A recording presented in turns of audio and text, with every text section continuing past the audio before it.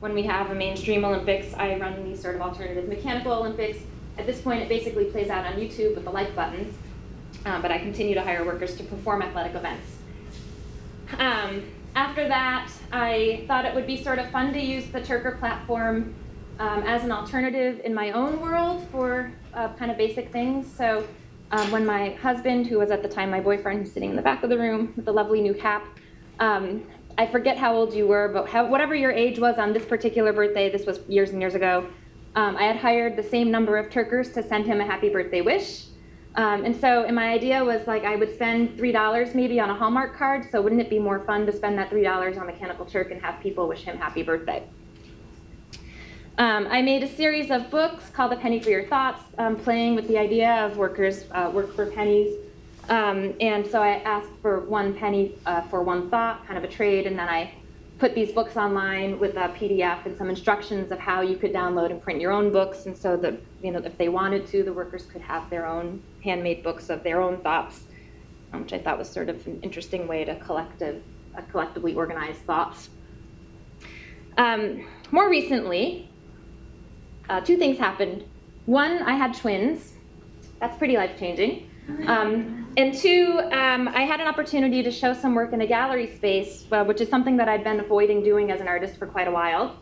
And I wanted to work again with the Turkers, and I also was spending a lot of time thinking about care, self-care in particular, caring for newborns, but also self-care.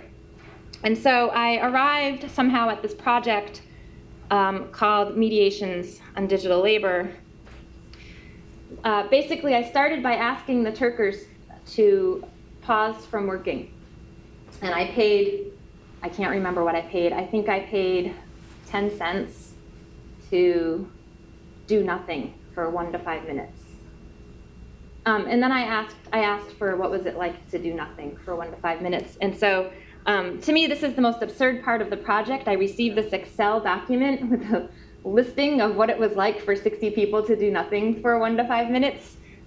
This sort of mashup of Excel spreadsheet, which is supposed to sort of visually be a kind of metaphor for work, the kind of work that you can put into grids, and then these like just various thoughts on resting as being the culmination of that work. That was kind of fascinating. These are some of the things that the Turkers said. I have what I would like to call a failed meditation practice. That is that I have every intention of meditating daily, and I pretty much never do it. So I was thinking about that and trying to bring that to the Turker landscape. And so some of their thoughts, like the last one, I tried to do 2 minutes, but I could only do 1 because it's nearly impossible to sit still. That sort of resonated with me in my own way of having a hard time to sit still. By natural extension to that, I then asked the Turkers to chant Om, like this. These are a couple of my favorites. This one because the Turker responded to me with a very digitized version of his voice, which I thought was kind of appropriate. This one because it could easily be a meme.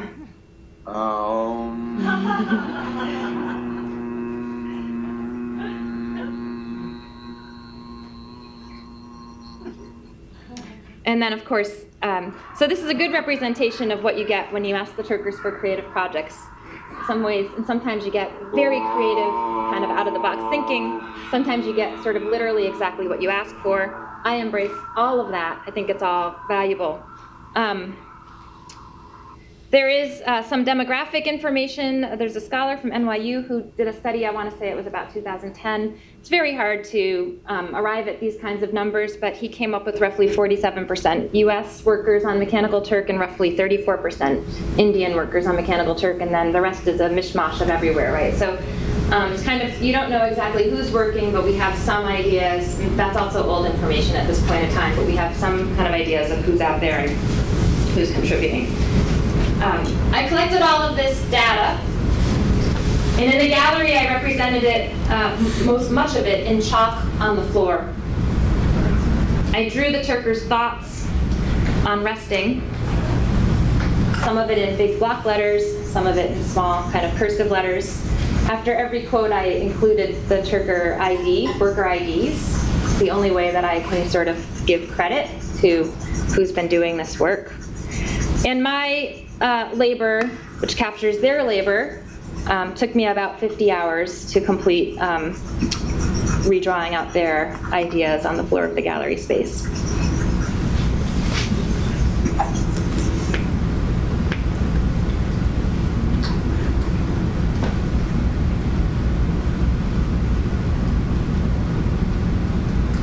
As people came to visit the show, of course, because the text was in chalk, shoes scuff along the floor, and so their thoughts were then sort of erased. And I like to think of this as unencrypted data made visual. And on the walls were these little jump drives where their own chants had been saved. And so I had this arrangement with the gallery that we could ask for participants to redraw the letters on the floor, and if you worked for half an hour, your reward was a jump drive on the wall, a virtual ohm that had been created for you by the disembodied Turk workers. More recently, I asked the Turkers on Halloween this year to light a candle for somebody. And I was thinking just yesterday when we were, I was in the, what is the society, platform in society, what was it? I forget the title of that.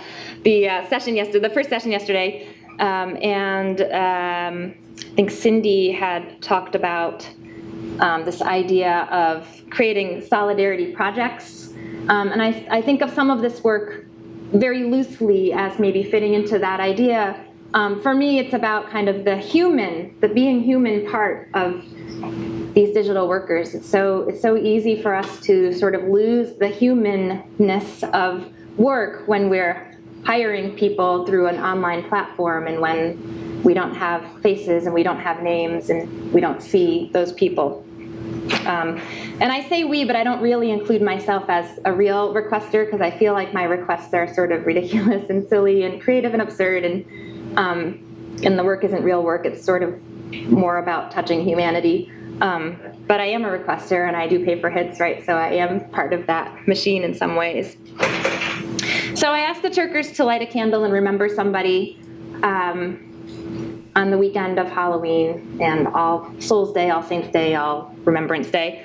And then when they returned to me 50 stories, I actually made it optional. You can tell me anything. You can tell me the name of the person you remembered or not. You can tell me what it was like to get paid to remember somebody. You can tell me nothing. I'm just paying you to remember somebody. But 50 workers did the job, and they all returned names, and lots of them returned stories. And so I tearfully read these kind of powerful stories about loved ones lost by an international elastic workforce, the artificial intelligentsia. So I took that list and I ordered some artificial LED battery-powered candles from Amazon.com, the owner of the Turk website, of course.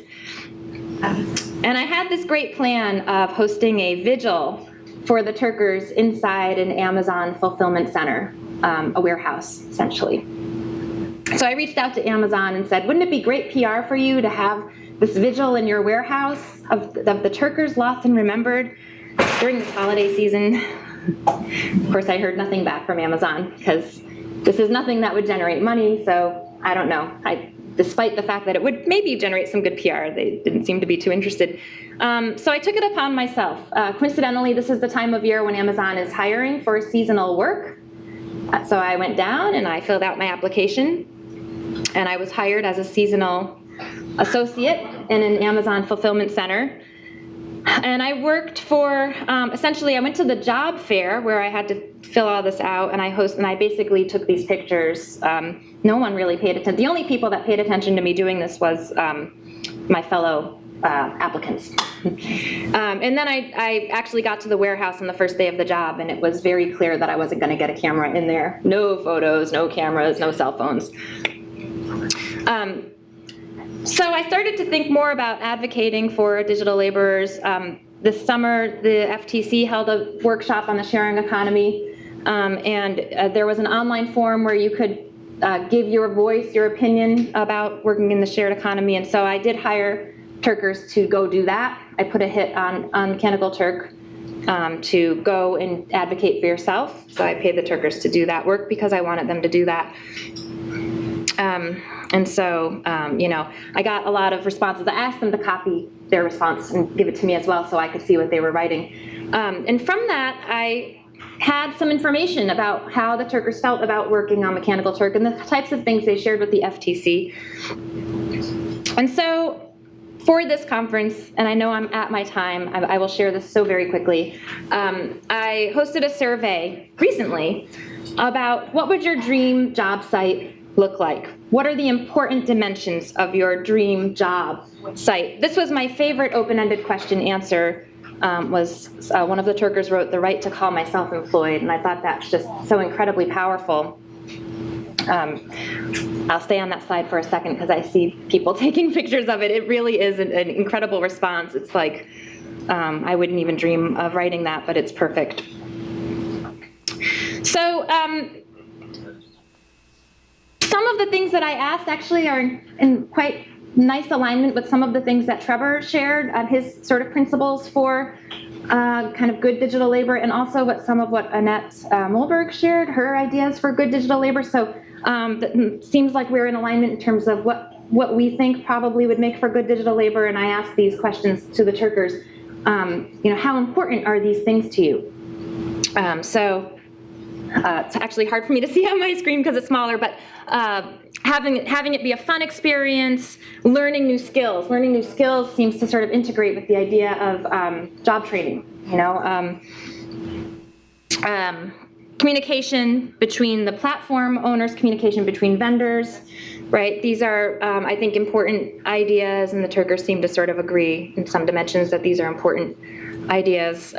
Fair rate of pay and the fastest of payment. Fair rate of pay is an interesting one. It was sort of brought to my attention that a lot of people, beyond digital labor, a lot of just people who labor in whatever way, pay isn't always your number one priority, right? Respect sometimes is your number one priority, or being acknowledged, or feeling like you're part of a community. Sometimes those things outweigh pay. And so I thought it was interesting that when I asked about fair rate of pay, there was, for some people strongly agree, probably because the rate of pay is so lousy on MTurk, but there actually was a little bit of a scattering there. And then freedom from government regulation, I thought that was interesting. We were a little all over the board there. A little more heavily on the yes, that's important side, but that's sort of a mixed bag, and I think that's a sort of question mark among digital laborers, Mechanical Turk workers, and otherwise.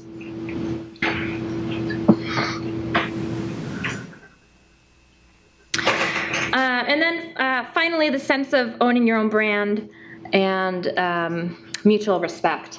I think bottom line mutual respect is really up there as one of the top priorities, but it was sort of fascinating for me to see how the Turkers weighed in on this. Lastly, just a few bullet points, a few of the open-ended responses, things that I wouldn't have thought of, things that I think are really are important, and it was great to hear the Turkers respond to this. Disability accessibility. Wow, I can't believe I didn't even think to poll on that topic, but of course that's important, right? So asking the workers, I think, is like a number one way to find out what we need to do for the workers. And I only polled 100 Turkers. I kind of just did this out of curiosity. I wouldn't say this is necessarily a totally formal experiment, though of course I did have to get IRB approval. But I think it's a nice starting point as we start to think more about being fair and having digital labor exist in a way that feels legit. So, thank you.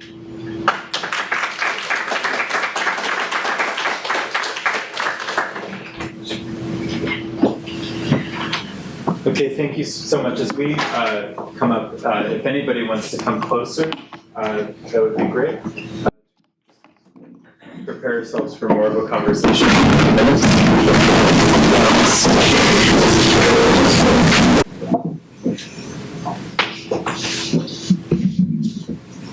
So we have here a Mechanical Turk worker and then two workers in New York City worker cooperatives. And the first question that I'd like to ask each of you, just to kind of introduce ourselves, is is just tell me something, tell me what you do, tell us what you do, how you started doing it, and what led you to where you are now.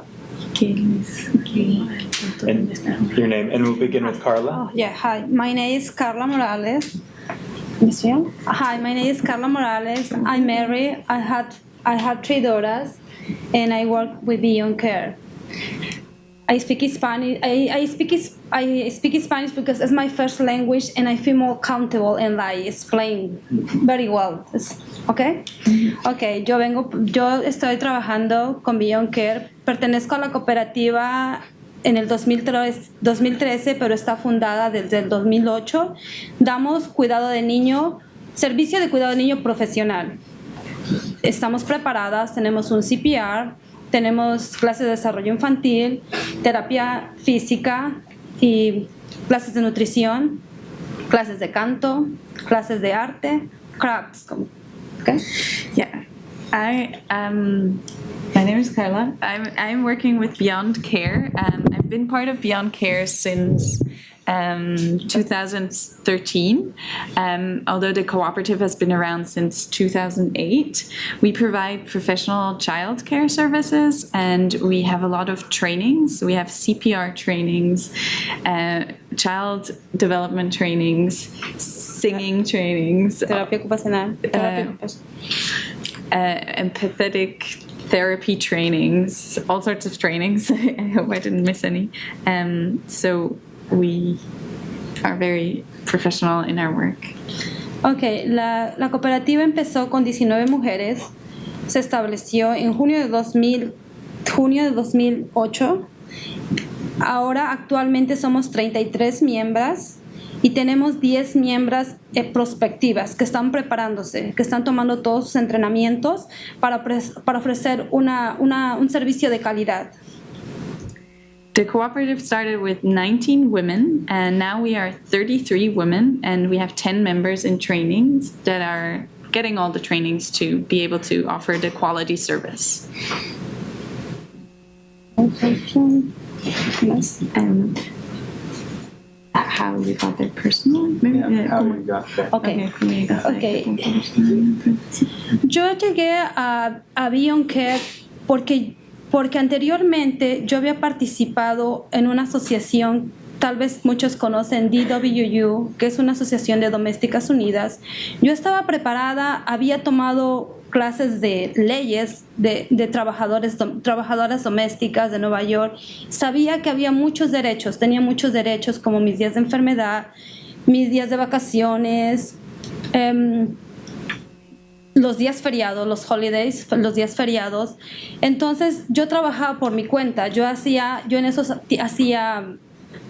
limpiaba casas, trabajé cuidando ancianos y trabajé cuidando niños en mi casa porque cuidaba con mis hijas.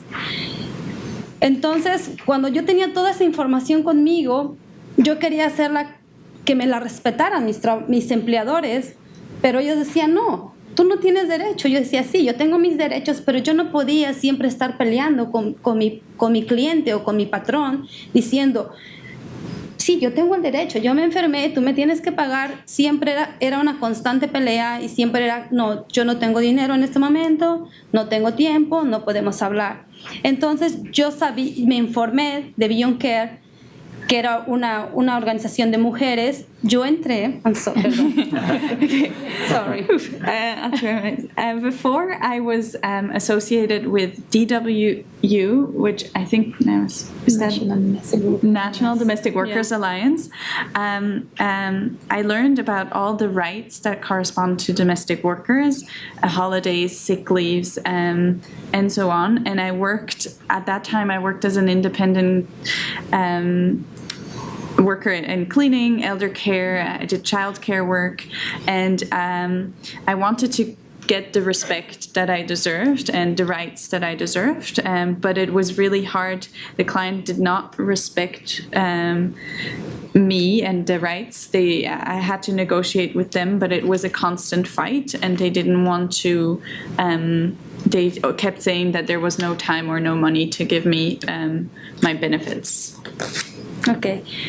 Entrando a la cooperativa me sentía cómoda, porque juntas podemos hacer respetar nuestros derechos y también crecemos como personas, nos educamos y nos sirve tanto para ofrecer dar un mejor trabajo y personalmente crecemos.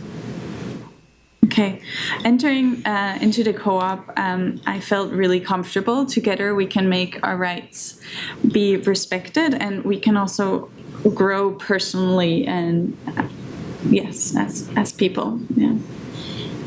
Tengo 3 hijas, siempre tengo información para ellas, trato de apoyarlas en todo, cualquier información que me llega a mí. Creo que en un futuro va a ayudar a la educación de mis hijas porque ellas están participando en estos momentos, están en Girl Scouts, son voluntarias, hacen servicio a la comunidad. Y con Beyond Care estoy trabajando en un grupo de profesionalización. Okay. I have 3 kids, and everything I learned through my work in the cooperative, I try to pass on the information. My kids are in Girl Scouts, they do community service and all sorts of things. And in Beyond Care, I'm part of this group that helps us to professionalize ourselves. Sí, ahora estoy preparando ese grupo, todavía no estamos, pero estamos trabajando con muchas ideas de cómo podemos crecer, cómo Beyond Care puede crecer. Nos conocen a nivel estado, pero ¿por qué no crecer a nivel nacional? Que sepan cómo estamos organizadas y en otros estados las mujeres se pueden unir y poder tener un mejor empleo, un mejor salario y estar educadas. Mm-hmm. So what we're trying to do is just trying to see how can we scale and grow Beyond Care in New York City, but also at a national level in other states. How can we help other women organize and get better working conditions? Thank you. Zenayda, Bonilla? Can you repeat that question again? Yeah, just tell us about where you work, Golden Steps, Yes. and how you got there. Hi everyone, my name is Zenayda Bonilla. I'm a member of Golden Step Elder Care Cooperative, and I'm gonna speak in Spanish and Corina's gonna translate me. Okay. Entré a ser parte de Golden Steps hace 2 años ya, y mi experiencia, como la de muchos inmigrantes que salimos con una carga de sueños, buscando el sueño americano, buscando que las puertas se abran, y ha sido bastante difícil encontrarse que ese sueño americano no es lo que uno se espera, trabajando largas jornadas, ganando sueldos mínimos, sufriendo muchas veces abuso de los empleadores y sabiendo uno que puede dar más, que uno tiene potencial para dar mejor, dar algo mejor. Muchas veces venimos con estudios, con preparación de nuestros países, pero se nos hace difícil en este país, donde se tiene que aprender un nuevo lenguaje, donde tenemos que aprender las diferencias de culturas y convivir con ello. Mm-hmm. I've been part of Golden Steps for 2 years. My experience, like the experience of a lot of immigrants who come to this country, is that we come with a big dream, the American dream, and when we get here, it's not really what we expected or hoped for. We working long days, getting minimum salaries, and suffering abuse from employers has been really hard. And also just knowing that we can give more and we have more potential, and we come from, like, in our countries we have studies and preparation, and it's hard for us to bring that here due to language barriers, but also culture barriers. And yeah.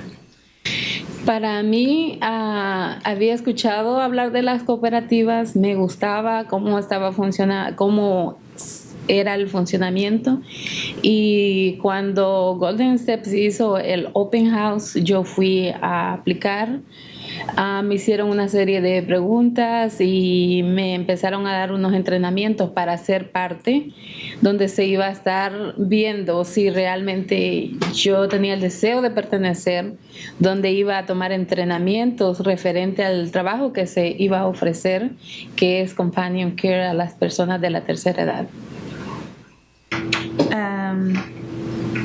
I heard about the cooperatives a while back, and I really liked the concept of cooperatives.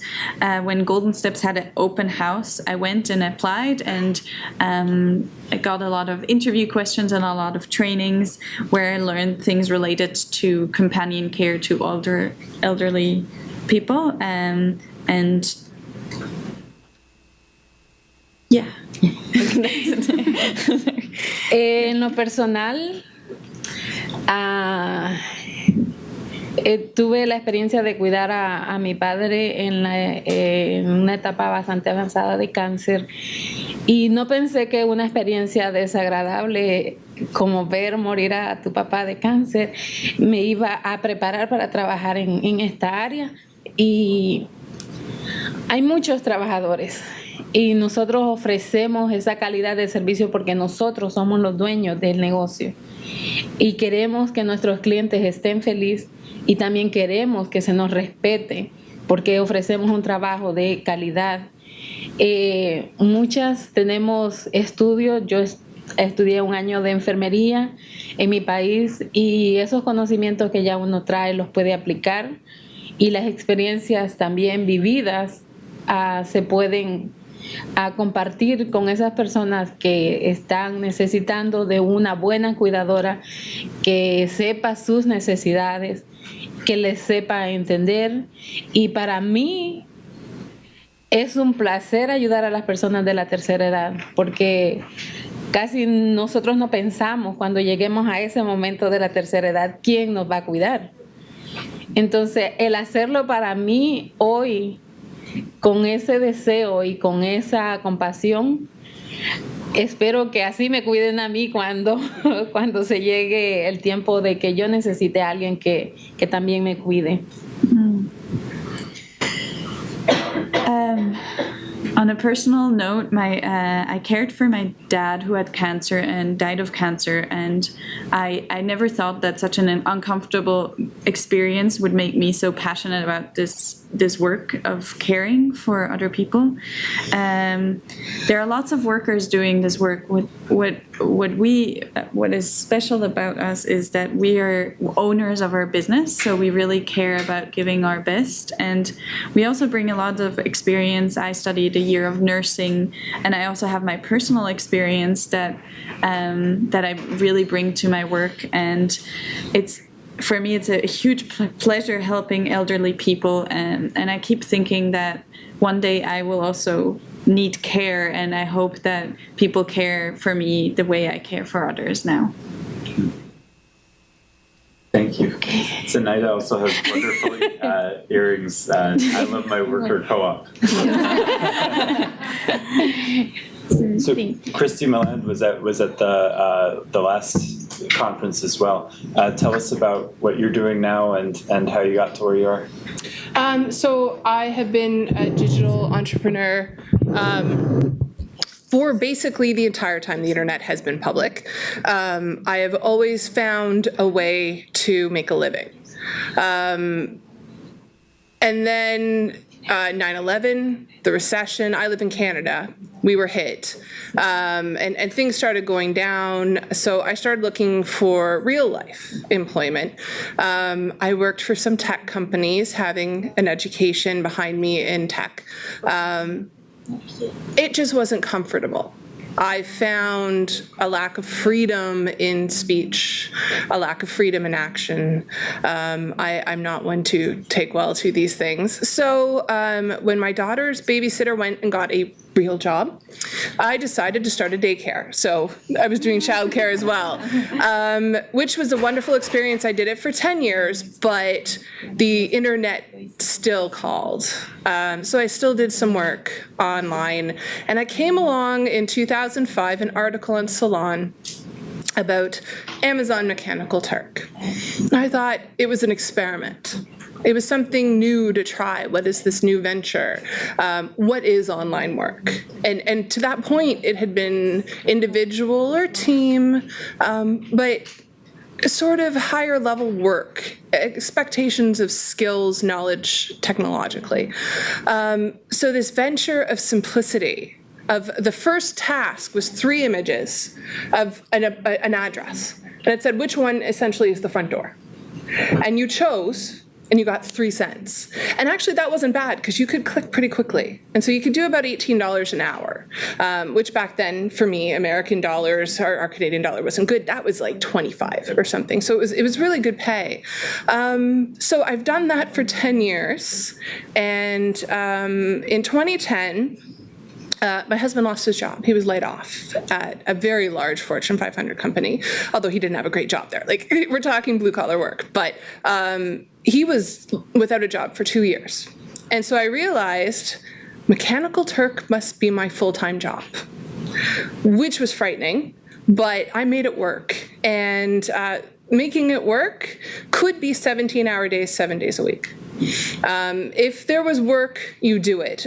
These companies sell this idea of flexibility. Work when you want, do the work you want, do it for only the pay you're willing to accept, which is a load of crap.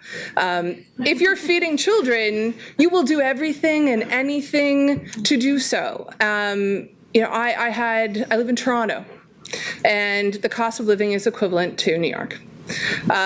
So trying to pay, and we had just bought our first house, a condo, and then my husband lost his job 6 months later, and we went through a lot of medical costs as well, because although Canada has some care, not a lot is covered by the government. So I worked and I clicked on yes and no and tagging and categorization. I saw things I can never unsee in content moderation, nightmares, horrifying things I had to do to make money. And that's when I decided, when my husband got his job, I'm going back to school. I'm going to do something else. I can't do this for another minute. And in going back to school, I started meeting people who cared about digital laborers, like Nathan, you know, like Trevor. And suddenly, and I think it's funny because I think when I had this evolution, a lot of Turkers had this evolution in their thought. This was no longer Turking. Turking takes the work out of the word, right? We realize we are workers. This is labor. We are not just being paid on the side for beer money. We are surviving on this. And we realized we were pissed off. And we really started using terms like exploitation. And we really started visualizing how we were being exploited, and then started thinking about who is responsible. Is it Amazon? Or is it the requesters who use the service? Who are those requesters? It's Google, it's Twitter, it's Dropbox, it's LinkedIn. LinkedIn being one of the worst offenders, 2 cents to transcribe an entire business card. And they just stopped the service and unemployed thousands of people because now they're doing it through OCR, which could be even worse. So that's what's brought me here. That's why I'm here to discuss this, because I think at this point, Amazon is hopeless. For example, we created a platform called We Are Dynamo. And it's an anonymous platform. Turkers can go there and start a campaign. And that campaign could be, I need a new script to refresh the page so I can get hits, because it's competitive. And you have to grab hits when hits are there. Or it can be, let's go pick it outside the Seattle offices of Amazon and throw eggs at them. Whatever. It's anonymous. You're safe. So we started a campaign called Dear Jeff Bezos. Simple. We wrote letters to Jeff Bezos, because the answers is jeff@amazon.com email, supposedly. So we got together and we said, this is who I am. I am feeding my children with this. I am using this as beer money, whatever. It was open to anyone. We just asked, be professional, be positive. And we got a lot of media coverage. And the one thing I will say, if you want to get at Amazon, get media coverage. They hate it. Hate it. Jeff Bezos personally does not want his name in any article that doesn't mention the great, wonderful billionaire. So they were not pleased by what we did. And there were repercussions directly to me because I did it with my name. And essentially, it stopped me from being able to work there. I can't really get into the details, but retribution was swift and strong. But we also got Indian workers' bank transfers, which is what they had asked for in their letters. They were being mailed checks that never got there. They were working for free. What's worse as a Canadian, that my issue now is I can only get paid in gift cards at Amazon.com. So I'm shopping at the company store, just like the mining towns, and then working on the assembly line on the side. So at least we got the Indian workers' bank transfers, which is fabulous. But now also Amazon actually shut down our ability to add new users to Dynamo. So they don't like it, but at least we know with every action they take against us, we've got their attention. So that's basically what we've been doing to try and fight back. My hope now in that Amazon is hopeless is we create a cooperative digital labor platform that kicks their ass. And we will all move to it because workers will go where the money is and requesters will go where the best workers are. And my forum, Turker Nation, really, I believe, holds the best workers, at least a good percentage of them. And I can get them to move. So out of this conference, may we be able to create projects for all groups of people who are being disenfranchised by their employers. And if you do, I'm with you. And take me, because the workers want to go. All we need to do is give them a place to go. Thank you.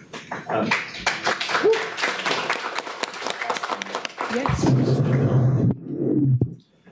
Zenayda and Karla, could you tell us about the way in which in your industries digital tools and platforms are affecting how people work? Are you seeing this affect your workplaces at all? Are you seeing it affect people who are working for other companies? How much do digital tools affect the way people find work? Sí, quiero me traduzco todo. Ok. En su experiencia, en su trabajo, en sus industrias, ¿cómo las plataformas virtuales afectan su trabajo o el trabajo de otras personas en la industria? ¿Cómo ha cambiado el trabajo y afecta directamente las plataformas virtuales? Okay, I'm ready. En especial, nosotros, Beyond trabaja con, no sé si es una plataforma, pero trabajamos con una página web que es Beyond Care, pero algunas hemos presentado el problema que cuando ponen o ponen cuidado de niños, no sale Beyond Care, salen muchísimas de cuidado de niños y nosotros salimos al último. Como que realmente creo que todavía no estamos como preparadas para estar no tenemos mucha información, sinceramente, todavía sobre las plataformas. Hace poco estábamos hablando de la plataforma de Lumio, pero todavía no la estamos utilizando, entonces realmente como no tenemos mucha información, pero no tenemos como, nos afectan que a veces como no está muy bien estructurado lo de la página web. So we have a website, and one problem we've realized is that when someone Googles Beyond Care or Childcare, Beyond Care doesn't show up very quickly, and we don't have platforms yet, and we think it might be important. We also tried we're looking at exploring Lumio as a way of internally managing decision making, and so we're just at the beginning of exploring and trying to get more information, but we don't have a lot of information about platforms yet. Yeah. Nosotros estamos usando la plataforma del Lumio para tomar decisiones dentro de la cooperativa, donde se nos evita una reunión en grupo donde todos tienen que estar presentes cuando algunas están trabajando, otras no podemos por el horario.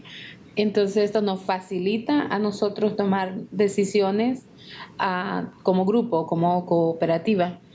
Y en un mundo cambiante donde la tecnología va avanzando, nosotros también tenemos que caminar con la tecnología e informarnos y aprender más referente a crear una plataforma o ser parte de una plataforma donde nos facilite la comunicación y donde demos a conocer nuestro servicio. Okay. We are using Lumio at Golden Steps for internal decision making. It helps us have less meetings and take decisions on different times when different people are working. This makes it easier for us.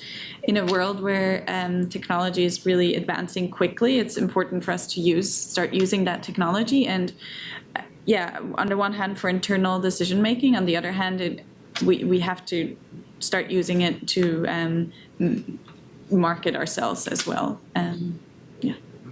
También tenemos otra plataforma donde ¿cómo se llama? No, la de los mensajes de texto. Oh yeah, Populous. Populous es otra plataforma donde la oficina recibe llamadas para solicitar nuestros servicios, entonces la secretaria manda un email y todos lo recibimos como un mensaje de texto, qué es lo que está pasando, quién es la persona que va a tomar el trabajo e información referente a nuestro negocio. Y está trabajando bien. So another platform we're using is called Populous, and when the office manager receives jobs and wants to contact all the clients, all the members, and to see who's available, she can write an email, and that will automatically generate a text message to all the members, and they can respond by text, and it gets to the email of the office manager. So that's been very helpful. The question for all of you is one of access. I mean, are there barriers to access for using technology for work that you experience in your workplaces? What are those barriers? What kinds of things are needed to enable technology to be useful for facilitating the kind of self-governance that you are working to do? Una pregunta para todo el panel es ¿qué tipo de barreras al acceso enfrentan cuando están utilizando nuevas tecnologías? ¿Qué lo hace difícil para ustedes de utilizar tecnologías, o qué sería necesario para hacerlo más accesibles para que realmente facilita su funcionamiento interno?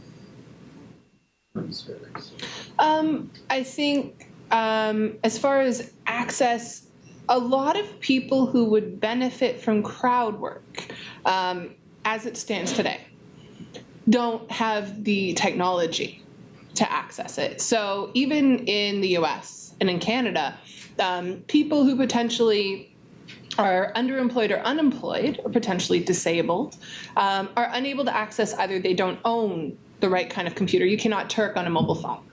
The system is not set up for that. If it was, imagine. They don't have a fast internet connection. Without a fast internet connection, you can't grab hits. So you're not going to be doing much work. So I think as far as accessibility, it's really for lower middle class, people who have a technological educated background in tech. They can make the money. And then the people who don't have those abilities cannot. And as far as things like organizing, things like communicating with other workers, you have a lot of disabilities that hold people back, and that could be social anxiety, that can be a lack of technology, that can be language barriers, and so people in other countries are very separated from the ability to make money, profit. So how to overcome those things, I think we need more resources, and resources can be physical, so physical technology provided to people to give them the ability to crowd work, hopefully on ethical platforms, but also online resources of community, more welcoming spirit towards people, more assistance of others. And our communities have about 10% of all Turkers, which is great. And those are 10% of all Turkers who are told by Amazon to compete, fight for hits. And here they are sharing hits, sharing work, sharing advice, sharing a shoulder to cry on with people who know what a hit is, who know what a rejection is, right? So we need more of that, and we need more of that internationally. One thing I'm focusing on myself is the discrimination against Indian Turkers is so divisive in the community, on the platform, at Amazon, amongst researchers. That's what we need to get over. And if we can build this global community of workers, and then organize that global community of workers, suddenly we can change everything for that community of workers. So that, going forward, is what we need. So physical resources for people who are unable to access it, period, and then emotional, psychological, and community-spirited resources for those who are just unable to access the things they need to either be profitable or to make change. Zenayda. Como, ¿qué limita el acceso a tecnología? ¿Qué lo hace difícil, por ejemplo, acceder a tecnologías para coding steps que le podrían ayudar a su funcionamiento interno? Ser, por ejemplo,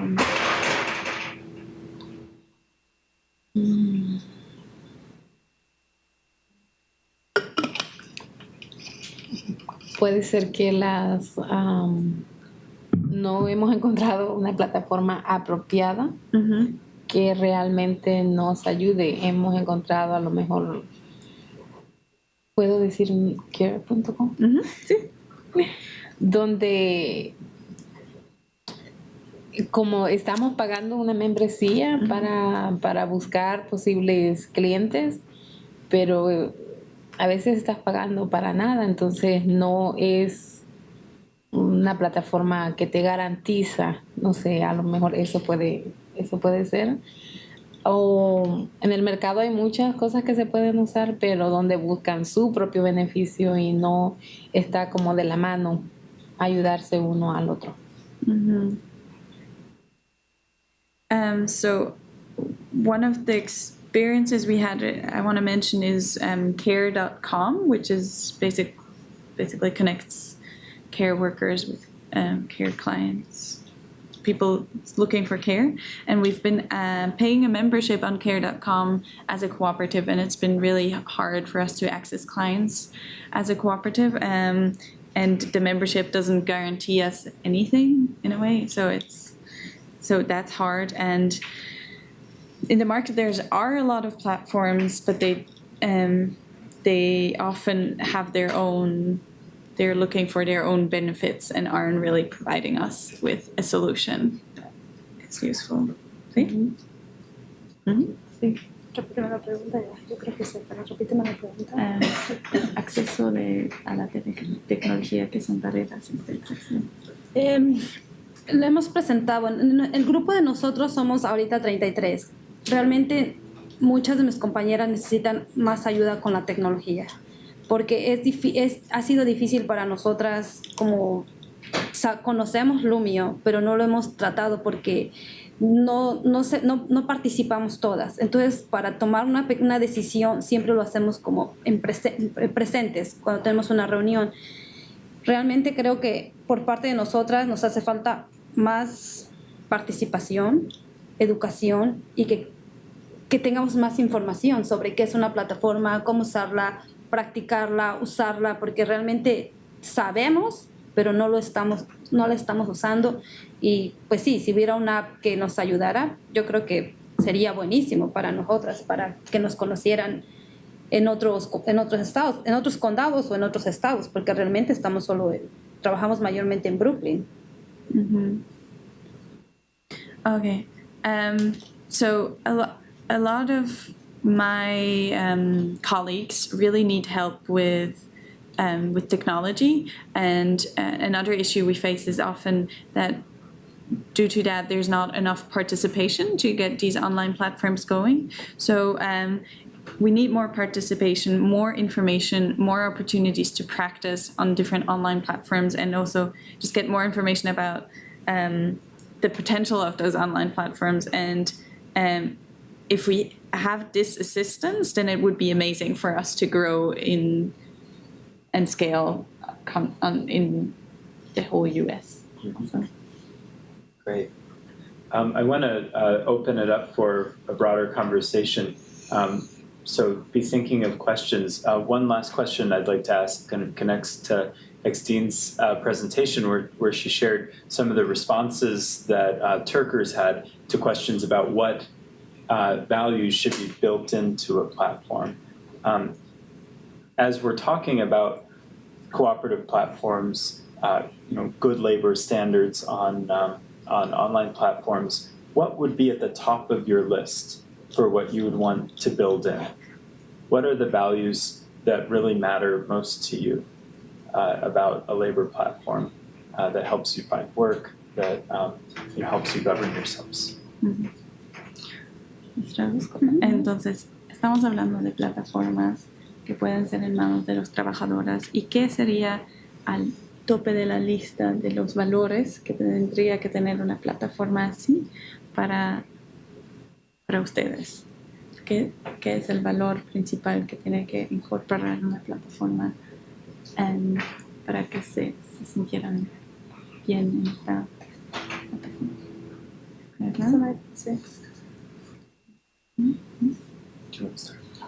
I think what Xtine had her presentation really represents what the community wants. You can boil it down to empathy. I want to be a human being and not artificial intelligence. I want to be this and not cogs in a logo. When you're a human being and you're hiring a human being, automatically you start thinking the right questions. Is this fair? Is this fair pay? Is this fair treatment? Am I reading their emails and actually caring about what they're saying? Am I communicating with them to make the work better, to make it more efficient so they can make more money, or to make it so they understand the instructions so I don't reject them unfairly? Am I fairly blocking them? Whatever it might be, it all comes from empathy, and that comes from understanding there's a human on the other side. So the next platform needs to say, here's a bunch of humans. And you're going to get to access their human intelligence. And you can do it algorithmically, you can do it with your software, but the beauty is they're humans, and that's what makes them better than a computer. So from there, everything else comes. You will get fair pay, you will get decent hits, because when they start saying stuff like, would I let my mother see this image? I'm trying to get this person to check if it's bad or not. You start asking those questions. So bottom line, I want to see empathy built into the platform. And that is done by presenting the people as who they are and making them public. And that was part of the Dear Jeff Bezos campaign, was to humanize the workers by telling their stories. So if you came to a page and here are pictures of everybody who works for you and a little blurb about what they do or what they're good at or why they're there, I think that would do it. So my hope for the next cooperative is that in being a cooperative, it is clear it is a cooperative of humans, not robots.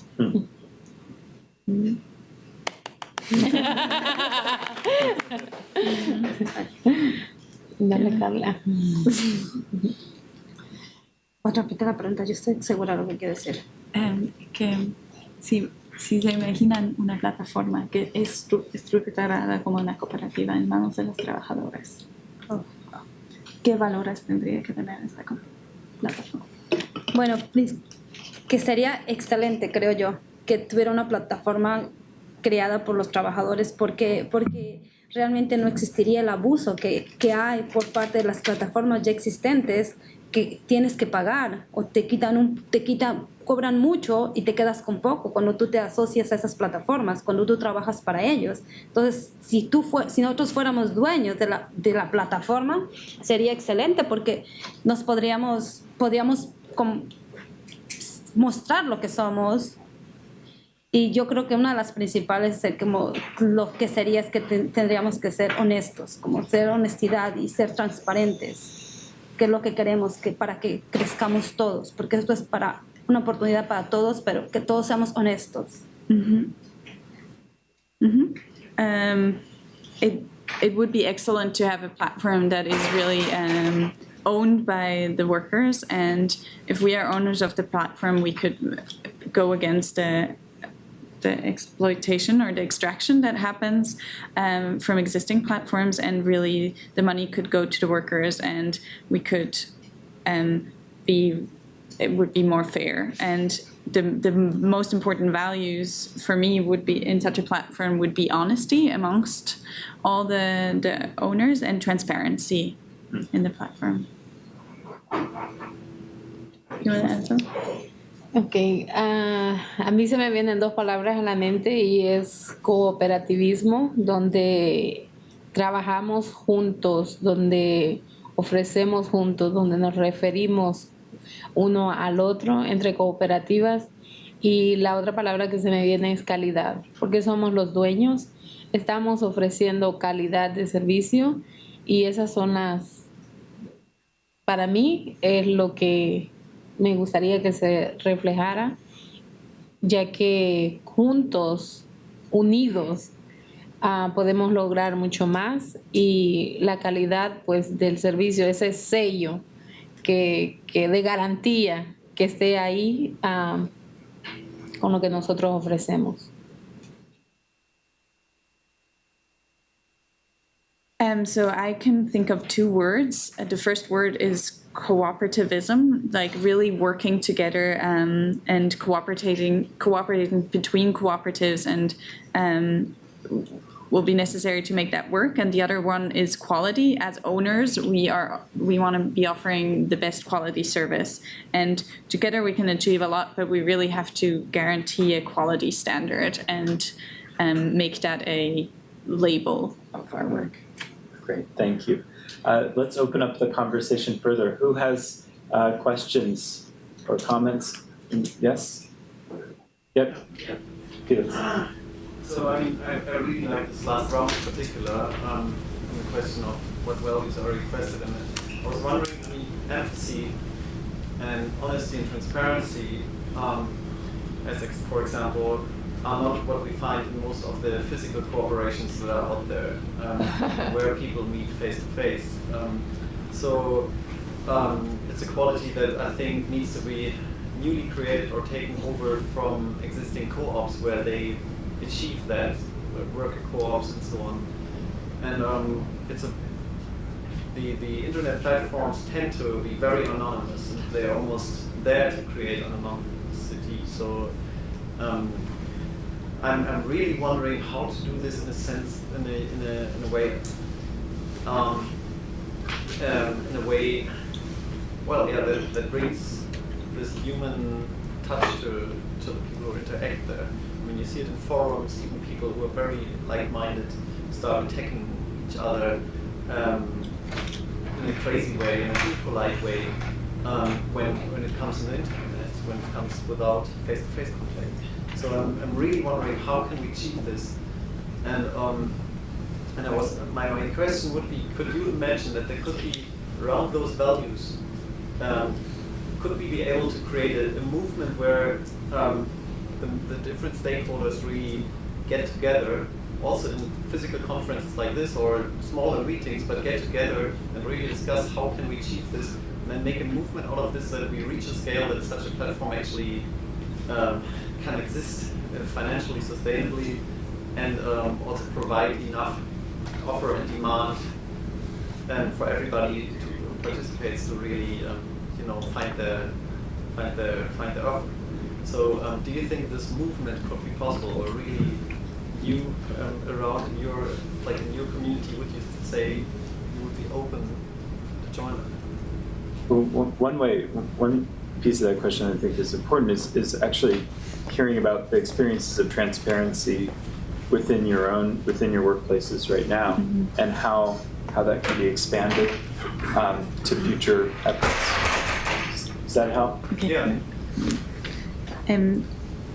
Está diciendo que estos valores van a ser muy importantes, pero son valores que necesitamos crear un movimiento, ¿no? O si piensan que sería posible de crearlo.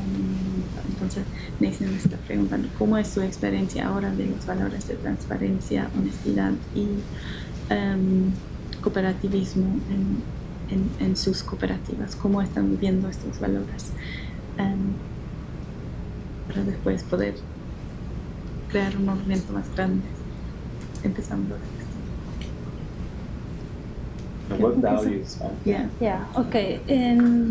en la cooperativa de nosotros creo que lo importante, bueno, todas, principalmente cada una tiene un voto. Entonces, cuando vamos a tener por ejemplo, no tenemos que tomar una decisión, creo que lo más importante es que seas tú, lo que tú creas que es bien. Y como yo siempre digo, piensa que sé sincera, que la decisión que vas a tomar o el voto que vas a tener sea para crecer, para que crezcamos. Porque si hay una decisión y dices no, es como, piensa un poco en que si tú participas, o en el caso de nosotros como usamos como democracia, somos la mitad más uno para tomar una decisión. Entonces creo que yo es como siempre ser honesto tú y con como lo que yo soy, como mi honestidad, decir en ese momento sí aporto esto porque a mí me gusta, porque esto, pero no poner un no decir no, sino saber. Quiero saber más siempre cómo explicarles, que abierta a nuevas oportunidades, como darme esa oportunidad, no ponerme una barrera y decir no puedo. Sí, vamos a tratar, vamos a poder, y siempre como ser tú, como tu persona, ser honesta, sincera. Para mí es eso, mis valores es eso. So in our cooperative, one member has one vote, and it's really important that we are all authentic and bring in our own truth and honesty. And we all learn to be honest and open to achieving common goals. So bringing our opinion, but always be supporting the common goal. So it's something we practice and we work on a lot. Yeah. La misma pregunta. Sí, ¿cómo están? ¿Qué son los valores que viven en su cooperativa? Transparency in particular. Transparency. How do you do it in your company? ¿Cómo hacen transparente? Bueno, tratamos de que todo lo que está sucediendo dentro de nuestro negocio, como todas somos dueñas, todas tenemos que estar al tanto de lo que se está manejando, de lo que se está moviendo, de lo que se está viviendo en la cooperativa, y por lo tanto tenemos el derecho de todas informarnos y de comunicar lo que está pasando. Si yo soy dueña de algo y si yo voy a... Si yo voy a decir, estoy vendiendo este lapicero mágico que escribe solito, yo tengo que saber qué es lo que yo estoy ofreciendo. I'm sorry. Un ejemplo. Lo que yo estoy ofreciendo, yo digo, hay que ser transparente. La primera que se tiene que aplicar eso soy yo. Para yo poder pedir a Karla, por ejemplo, que tiene que ser clara conmigo, que tiene que ser transparente conmigo, yo tengo que empezarlo conmigo misma. Yes. I'm gonna It's magic pencil. So the first thing, we are all owners of the business, so you all have to be on top of everything that's happening in the business. If I'm selling a pen, I can't really sell a magic pen without knowing exactly what's behind the magic pen. So everybody needs to know everything that's going on, and that's the first step. Also, transparency has to start with everybody, within every person. So there has to be transparency with oneself, and then you can be transparent with each other. Yeah, so a big part of it is creating a culture in the organization. And Mechanical Turk has had an interesting challenge with transparency because Amazon has done a lot to prevent it. So tell us about some of the strategies that have emerged. Yeah, so Amazon has no transparency. We don't know anything, how many workers there are, where they come from, how much they make, do they report anything to the government for taxes, things like that. So as a researcher, we research this, and we're figuring out ways to find out on our own how many workers there are, where they come from, things like that, and return the data to the Turkers. I think that's vitally important, is that when I do research, I make it public. They can play with the data, do what they want. Even the people who hate me, they get that data. They can play with it, you know. So it must be shared between the community. And therein lies transparency. I am always open with the Turkers as to what I am researching, why I am doing it, and that they will have access to the data if they so desire. And then as far as like, how do you create a community that fulfills these ideals? Turker Nation, my forum, maybe unlike almost any other forum on the internet, is built on altruism. It's built on empathy. And I think the reason for that is we tell each other when we're having a bad day. We talk about our families and our struggles. And so we have humanized between the community. So that is why on our forum, we don't have that horrible inherent drama of witchy speech. And I know this is the internet. Isn't the internet just drama? Yeah, for a long time. When we were the only forum, it was. But we have built our niche. And our people are there for the same reason. And so I think if you go build a cooperative, you are building it with these values and you are transparent about the values on which you build it. Then you will draw the people who fulfill the same values, right? And you will have problems and you will have people who are problematic, and we have. And we struggled with that. But what we found is as long as we stand to our values, are clear about our values, are open about our rules, and have a few clear rules, people come and they go. And the ones who don't fit tend to go. And from there, you're going to build a core of people who all have kind of a shared ideal. And the requesters who come to you will come to you because they share the same ideals. Or sometimes you will force them into those ideals because they want to access your workforce. We do that. We supply workers, a list of great workers, we call it, to requesters. And they are only allowed to access it if they say, I will pay fairly, I will communicate, et cetera, et cetera, et cetera. Be honest, open. So as a community, we've kind of built a co-op. And we are a workers' cooperative. And we organize together, we campaign together for change, and we have created change in a variety of ways. And the requesters who come to us understanding that. So I think basically it's like taking Turker Nation and turning it into a company.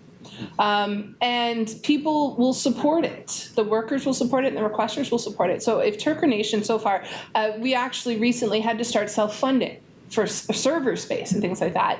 The Turkers have been helping out with that, $1 or $2 each. It adds up every month and paying for it. So if they're willing to go to that point, I can see them willing to join a cooperative or, you know, a union kind of thing, even pay dues. All of these things are possibilities. The only thing that's holding us back right now is we haven't explored anything like this. So we've got to play with it.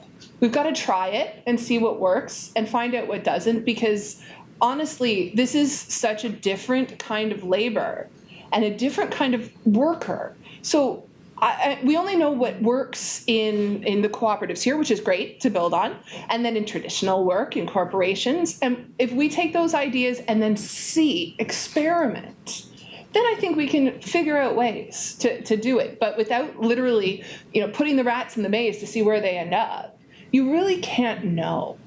But I think it's worth a try. Yes. I'm really glad that you brought up unions. I'm interested in how we unionize across a network, which is one of the things that we're having trouble with these days. But we also know what's happened with unions in the past, where I love them, but they've also become another form of systems of power and of isolation and of inequity. And so what can we take from what we know about the history of unions, and as we're designing co-ops and unions across networks, make new and interesting mistakes? A few years ago, I was fervently anti-union, and I know Nathan quoted me on that. And it's because I think unions, in so many ways, the big ones, have gone the way of corporations. And sometimes one evil ends up turning everything else into an opposing evil. I think there is beauty in what unions have achieved. And I think there is benefit in the passion of people who are willing to work as a union and to help workers. I think that's incredible. Basically, I think we need a total rethink. Web 2.0 is a total rethink. We need unions 2.0. So basically, we need to sit down workers in these co-ops in digital labor and ask them, what are you looking for? And the problem with that is, and this is what we found with Dynamo, you get a lot of different answers. One is looking for $12 an hour, one is looking for $2. One is looking for respect, but the other one just cares about money. So you start boiling it down to kind of core values and move from there. And I think the most important thing right now is, how do we organize an invisible workforce in my case? How do you reach people who you don't know who they are, where they are? Amazon does not allow you to contact them unless you post a hit, and then it'll get taken down. But find out ways of, I know the word is taboo, disrupting Amazon Mechanical Turk through the system and through the media. Appropriating the means that corporations are using themselves to promote their work against them. I'm really a proponent of that. Social media, anything where you can get in touch with workers and then you can hear from them and get them together and bring them to platforms like Dynamo. So I think Dynamo is kind of like a great first step because it did bring together a good proportion of workers. So what we need to do is do that for Uber and Fiverr and TaskRabbit and Upwork and all of them, and get all of them together. Because if you start getting millions of people, even if it's a 10% of millions of workers, that would be incredible. So as a union coming into this, I would say first step is, how do we reach these people? And how do we protect them when we do, right? That's the anonymity of Dynamo was key. So get them together, give them a place where they're safe, and then you can determine, what do we do next? What are the campaigns we do? What are the resources we give them? It could be health insurance in the US. It could be just a place to talk. But basically, how do you reach them is that first question. And honestly, at the moment, it's an exploration of that. There's no real answer yet. ¿Quieren hablar sobre sindicatos? No. Well, also it's worth emphasizing, saying again that right now as we speak, there's a parallel conference going on in Cincinnati called the Union Co-op Symposium that's exploring the intersections between the cooperative movement and unions and exploring how there can be a kind of marriage there. So you can have workplaces that are both cooperative, democratically run, and unionized. Where workers are protected and there are kind of structures for organizing within that and contributing to a broader network. So we'll look forward to hearing what comes out of that. Hi, Christy, do you recommend, or is there an open source equivalent of Amazon Mechanical Turk and that is worth contributing to? And Karla y Zenayda, ¿ustedes creen que sería posible iniciar cooperativas como las suyas en nuestros países en Latinoamérica? Gracias. Good question. Okay. Should I translate the question? The question was, Karla and Zenayda, do you think it would be possible to create cooperatives like your cooperatives in countries in Latin America? Para mí, sí. Sí, y si yo me mudara a mi país en unos meses, claro que yo iniciaría una cooperativa, porque en la cooperativa todos trabajamos, como dice Zenayda, todos sabemos lo que estamos ofreciendo. En el caso mío, nosotros damos cuidado de niños. Todas tenemos los mismos derechos, pero también tenemos obligaciones. Entonces, creo que sí funcionaría, y pienso, si voy a mi país, creo que es una de las cosas que yo haría.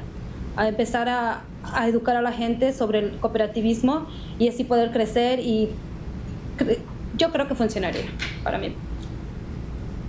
Mm-hmm. So yes, my answer is yes. If I would move back home in a few months, I would start a worker cooperative. In a co-op, we all have the same rights, but also obligations, and I would start to educate people about this model and make it happen. Yeah. Y sí, yo soy originaria de El Salvador, mi esposo es de Nicaragua. quien ahora es parte de una nueva cooperativa, Handyman Cooperative. En Nicaragua hay cooperativas ya trabajando en el área ganaderas. Las personas que son dueños de ganado y eso están produciendo todos los lácteos y han hecho una cooperativa. Esa es la que yo puedo decir porque mi cuñado es parte de ella. Entonces sí está trabajando también en Latinoamérica. Hay más cooperativas que nosotros no tenemos el conocimiento, pero ya están caminando también en este movimiento de cooperativas. My answer is yes. I'm from Salvador. My husband is from Nicaragua, and he also is in a cooperative called United Handyman. In Nicaragua, there are already a lot of cooperatives. There are cooperatives of farmers farmers cooperatives in the milk industry. Yes, lácteos. Lácteos, yeah? Okay. I didn't understand that word. Cheese cream. Cheese cream, yeah. Milk. Yeah, Dairy. great. Dairy farmers. High quality. Thank you. Yeah, there's a lot of cooperatives that we also don't know about, and there's a lot of potential. Sadly, my answer to the open source question is no. Shockingly, Amazon's been around 10 years and there is nothing truly like it at all, even non-open source. You have Crowdflower, crowdsource, but they tend to handhold requesters more, so they take you through the process. There's nothing like Amazon where it's just open, you put work up, people do it, and they get paid, and that's it. There's really nothing like that at all. There is a project called DAEMO, D-A-E-M-O. It's coming out of Stanford University. Michael Bernstein is leading the project. It is the crowdsourcing platform. I'm not sure I would call it open source as much as the crowdsource. So there's 400 people involved, programmers, Turkers, desk workers, Upwork now. I think there's some TaskRabbiters, and then a lot of academics. The only problem with that is in having academics at the top, it's a paper mill. It's really intended for, oh, great, we're going to have data to access when this platform is real. So I've kind of backed off the project myself. It's less worker-centric. So that's why I say I don't know how open source I would call it. I might call it academic source. We can get in pretty easily then. So otherwise, no. One bug I'll put in your head if you are interested in creating that sort of thing is think decentralized. I personally am kind of on that track myself. How do we make apps like Napster that people can access each other in that way? That's what I'd like to see going forward with an open source project. Get a bunch of people together, create an app that's totally decentralized, has no one at the helm necessarily. You're putting up work, maybe there's a rating system of some sort, things like that. That's what I'd like to see going forward, as opposed to these platforms where somebody has to be king. So yeah, that's what I'd be looking for going forward.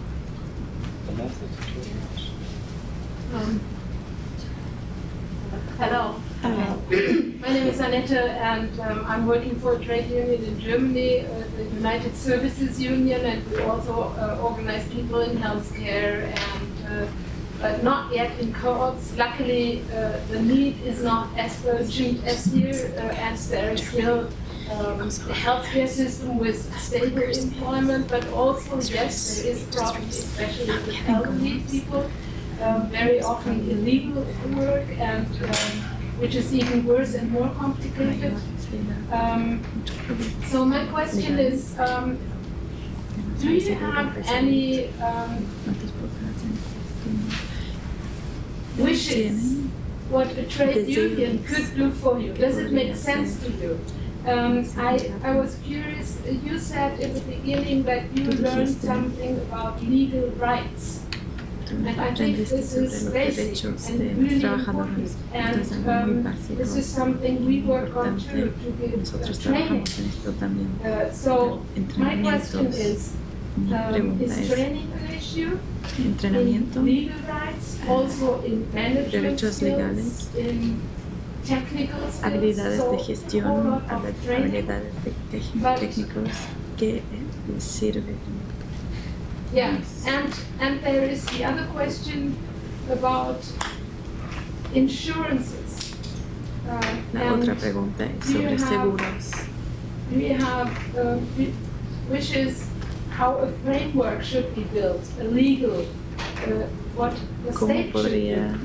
So, ser in short, can a trade union be of help to you? What do you want from me if I'm your trade union? We have to sit and talk. Puedes, almost too much information at the same time. Entonces, en corto, ¿cómo un sindicato, trade union, podría ayudar a la cooperativa, tanto de entrenamiento sobre derechos,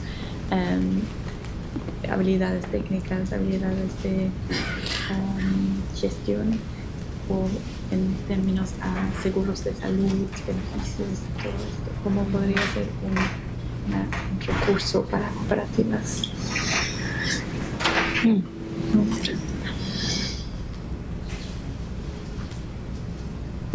I just had to choose one.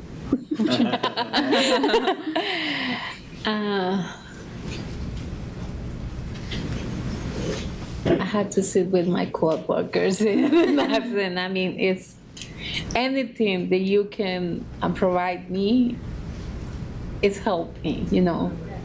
And cualquier cosa que ella pueda proveer o que ellos puedan proveer para nosotros es una gran ayuda. No puedo escoger uno porque hablar con las compañeras y sentarnos y visualizar y ver qué es lo que más necesitamos, así que gracias. Anything that trade unions can offer to co-ops is a huge help. So everything that you mentioned sounds amazing, and it's hard for me to just choose one, and they're all great and we want them all. And I want to sit down with my co-workers, co-owners, and just envision what that could look like. Yeah, it's so important that it be a collective process. Yes. Yeah. Yeah. Oh, you want to? Oh, okay. Coming from the daycare perspective, in my past, I agree with them. I think if I was to join your co-op, those all sound like wonderful things, especially the legal help. I know that's something I had no idea about the laws in Canada when I was doing it, so I think that would really be helpful. As a Turker, yeah. We don't understand being an independent contractor. Most of us are just, people with computers who happen to find out about this and do it. I personally have an accountant because in Canada it's very complex. It's expensive to have an accountant, but I have had a few audits. Being an independent contractor in Canada, they audit you. They don't believe you when you say you're making this money. So I'm actually being audited right now, again. Which is ridiculous, and they're continually taking more and more money from me, saying that I made more than I did. So yeah, we need legal advice on taxes. We need legal advice on withholding. How much money should we withhold? Advice on insurance. It's very difficult for me to get house insurance that will cover my business equipment. In fact, I can't. So things like that, what can I write off? A lot of Turkers don't know and are paying way too much tax. So those kinds of things. Protections. What legal protections do I have as an employee, as a worker, as whatever I am? And really, there aren't that many, but if there are, I want to know about them. As far as training, I think with Turkers, probably there's less that might apply in North America. Outside North America, language training would be helpful, how to use the system for new users, things like that. Also, what would be really cool, and this is something Iga Matal is doing, is that fair crowd work, where they're helping us determine what platforms are good, things like that. And so also help with tools and resources technologically. That could be creating websites, that could be creating tools that help us work, things like that, or getting us in touch with people who will volunteer development time. That is something I struggle with, is finding people who know how to code, use SQL, anything, who have the time to volunteer. So those are the kind of resources, because we're technological, we need technological help. all of those things, putting us in touch with that would be really great. And support of somebody who cares, like that goes so far. To know there's an organization out there who cares, and even if it's just so that we can come and like complain on some anonymous forum and say like, oh, Amazon suspended me, and that's one way you can advise people is through those kinds of situations, which are often very platform specific. But in this situation, here's your way to fix it, who to contact. Just here's Amazon's phone number, which they don't make public. Things like that would also be beneficial. And then support in organizing and campaigning, for sure. You guys are the masters. You have a lot to teach us. And I think just knowing how to get our voice out there, like to be heard as workers. So in the media, in the company that we're working for, how do we get our voices heard? And how have you done it in the past? Just telling us your stories would be really helpful. So thank you everybody for sharing. Really awesome you're from workers. So as a consumer, what can I do to empower mechanical turks if I still want to use the service in the way to use it that can be Si yo todavía quiero utilizar el servicio. And then also I have a second question if you want to follow Una segunda up pregunta. different but related. Is there any conversation or anticipation of Amazon eventually just completely getting rid of workers and just fully automating the service through artificial intelligence? So basically, join a forum. Everything you ask will be answered there. If you want to be ethical, we'll tell you what we expect. I will not speak for all workers. They will all expect different things. But if you tell us what your project is, we can tell you how to do it. Sorry, what forums? Turker Nation, there's others as well. Obviously, I only know of my forum and can only control the behavior they're in. So I recommend join there. And if you feel, you can join the other forums as well. As far as, sorry, what was your second question? About just Amazon in the future. With AI. So I think they just recently introduced a machine learning segment that's like the artificial intelligence side of Mechanical Turk. But I think so much of what is AI on the web is Mechanical Turkers. I think we're sold a line on how much is automated. Even Amazon's recommendations when you're looking at something, we put those there. Twitter, those things that come up on the side when you make a search, we got the images, the titles, the art, it's all done by a crowd. So am I worried about it anytime soon? No. Am I worried about it at all? No, I think there's things that are human. That's like, will they ever be replaced by robots? No. A robot can't hold a baby. A robot can't really care for an elderly person, and God forbid anyone tried. So I think there are human aspects that are not replaceable. I think there are some that are, and there will be algorithms built and tried. For example, Amazon Remembers. If you get the app for your phone and you take a picture of a barcode, it will tell you what that item is. It's a barcode scan. But if you take a picture of the front of the book or the front of an item, I might put this in and they send me a blue sky. It's just not there. And there's some things where who cares? Amazon Remembers is a free app. It's for shopping. It doesn't matter. But there's times when it matters. And when it matters, you come to Mechanical Turk or Upwork or TaskRabbit, whatever. So do I think I'll be replaced? No. And that's why I think I can fight, because I think I have some power in my humanity. Just the idea of pay it forward. And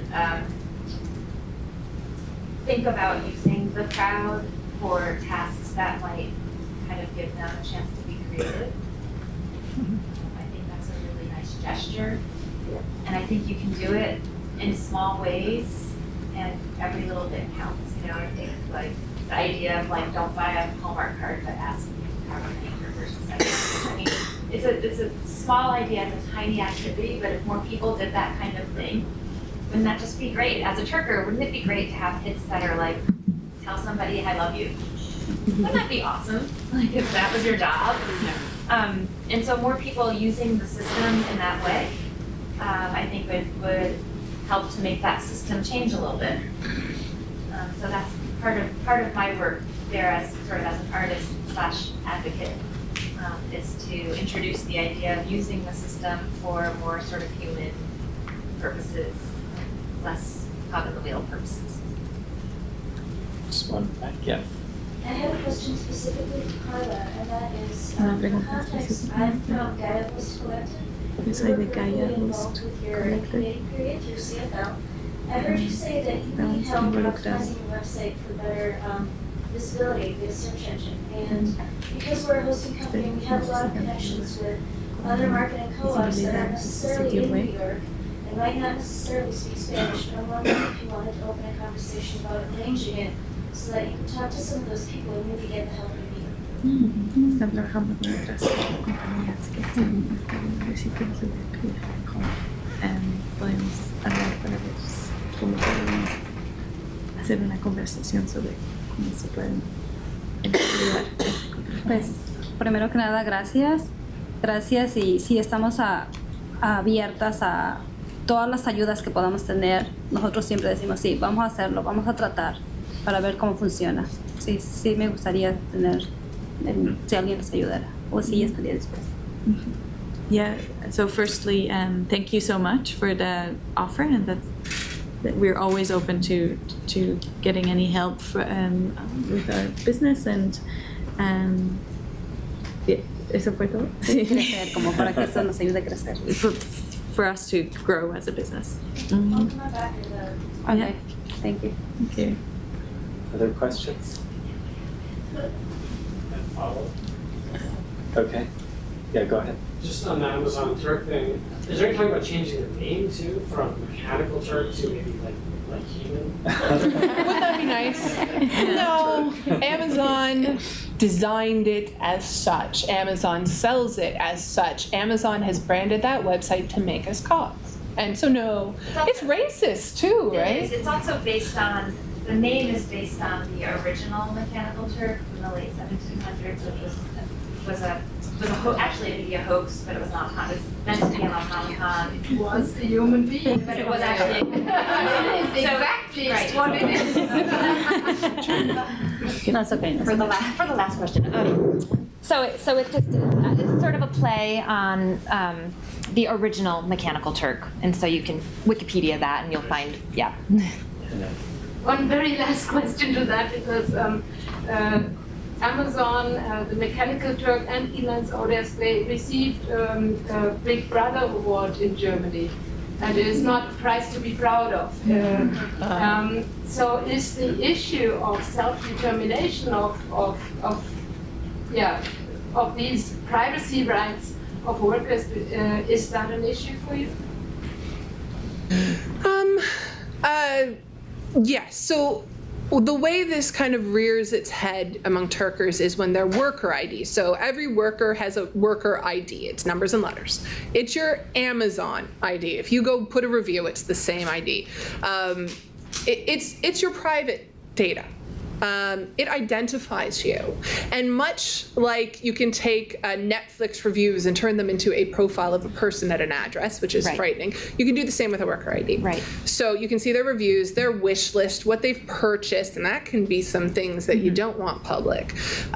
So in that way, when a researcher specifically gets data, and they post it on Google Spread, Google Sheets, and there's your worker ID and your gender and your age and your marital status and your location, and suddenly that's you. It's not hard to take the next step to your name. So that is how we have basically been brought to the idea of privacy. That worker ID being shared online and telling who we are. The second way, as a forum manager, is we all have anonymous names on the forums. Obviously, I'm not anonymous, but we try to be. We have had workers be honest but negative about requesters who have then blocked them from working on their work because of what they said. In fact, Crowdsource, big company, they did that. And so we blocked them from Turker Nation. And suddenly they changed their tune, gave the worker back. And actually the president called me Don't know how she got my number, but she called me to say, sorry, we're not bad people. And I was like, yeah, you are. But yeah, so we gave them back partial access, but that as well, your privacy separating what you say from your work, which are two separate things. We should all be free to criticize our employer, and we're not.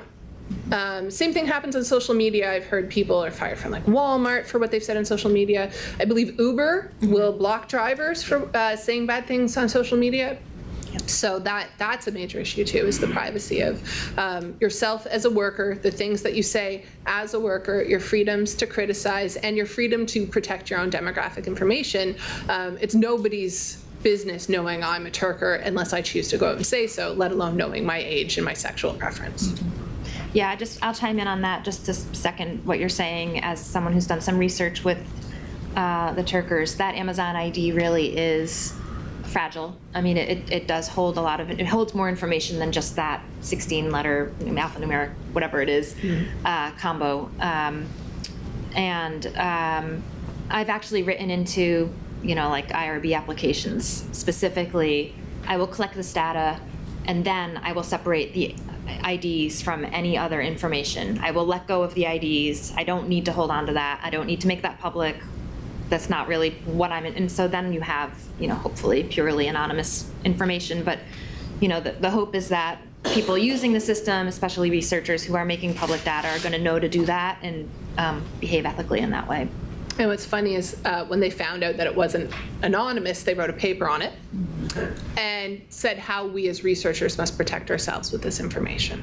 How do we ensure that the IRBs are okay now with this? There was no workers. What have we been doing for the last 10 years? No, it was, oh my God, as researchers, how do we protect ourselves? Which is hugely problematic, and we face this constantly on Mechanical Turk. Thank you. Let's thank the speakers. From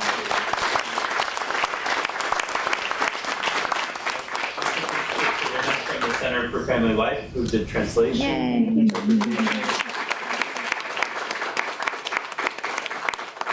So stick around. Next in this room is a video conversation with Michelle Bowens, and otherwise have a good lunch.